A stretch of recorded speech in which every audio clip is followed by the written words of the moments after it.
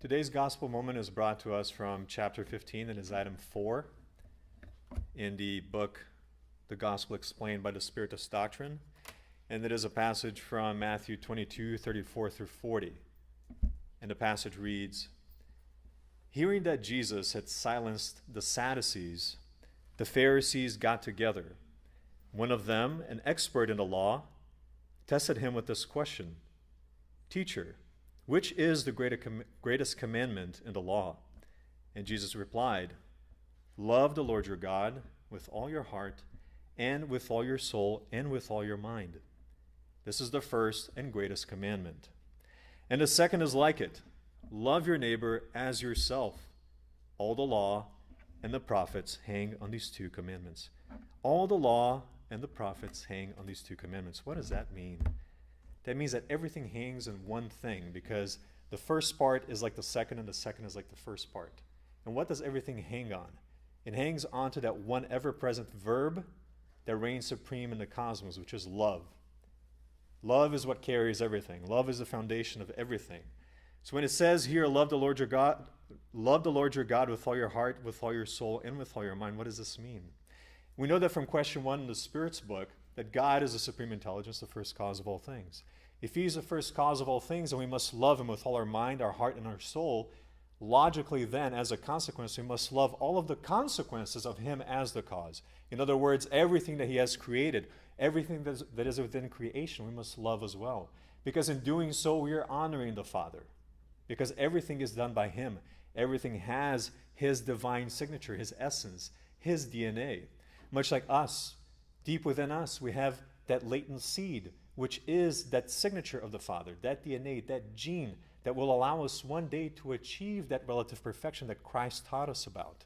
And that's why we ought to love Him, because in loving Him, we are loving ourselves, because He is within us and we are within Him. So it is an exchange, a constant exchange. And then the second part says, love your neighbor as yourself. Why should we love our neighbor as ourselves? Because again, our neighbors are also part of creation. They're sons and daughters of the same Father. We are all one universal family. Ergo, if we love them, we are loving ourselves, because in them is that divine essence that is within us. If we don't love that divine essence in someone else, then we do not love that divine essence within us. And if we do not love them, we're not honoring the Father, because they're also a part of creation. And they're a part of this wonderful family that we have in the universe. And we have to love ourselves first of all in order to be able to love anyone else. Because when we love ourselves, we actually are able to pick ourselves back up, to pick ourselves up instead of being complacent with an average life, a so-so life.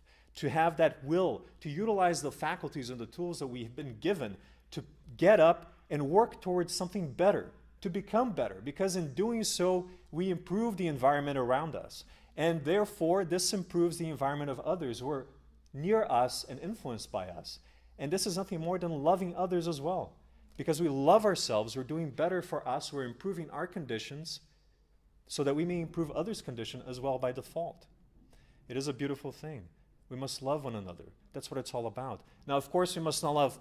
It's difficult for us to love others in the sense of how we understand the word love. Because when somebody says love, we immediately think of that true love, that pure love that we may have for a father, a wife, a son, a daughter, or a brother. But we must always remember that love is a word that encompasses varying degrees of one particular emotion. So it could be any kind of love.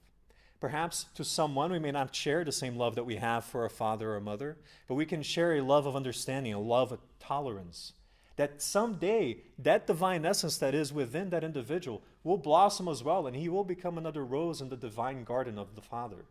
That's what we must do. That is why it is incumbent upon us to live by this commandment, to do what is within this commandment, to love one another as we love ourselves, and to love the Father above all else. Because in loving the Father above all else, that means we must love everything else that is beneath Him. And everything else is beneath Him, including us. So we must love ourselves too. It is a connect the dots game in a spiritual perspective. It goes around in a big, giant, loving circle. And there's a passage from the section that's the Spirit Teachings section of this chapter. It's the only one. It was psychographed in 1860 in Paris, and it was dictated by the spirit of Paul the Apostle. And there's a specific excerpt in this passage that reads, "No one will ever go wrong embracing love as a norm for life. Dedicate yourselves, then, to understanding the real meaning behind these words. Discover for yourselves all the many ways you can practice love." All the many ways you can practice love. Again, the varying degrees of love. It isn't just loving your father, loving your brother, your sister, your wife, your husband. It is many different types of love. The love of helping someone on the street, the love of helping an old lady cross the street, the love of feeding someone, the love of understanding someone's position in life. That's what love is all about. It encompasses any number of things. Let love govern all your actions, and your conscience will be your guide. And why will the conscience be the guide? Because we know from question 621 of the Spirit's book that the law of God is written within our conscience. And if the law of God is pure love and love only, then our conscience is all about love. And once we awaken that love within us, we will be guided by that law that is within our conscience. Not only steering you away from wrongdoing, but also sustaining you on the path of righteousness. For it is not sufficient to do no wrong. One must actively do good. Again, do not be complacent. Do not be comfortable with your position in life. Let us get up and try to make things better for ourselves.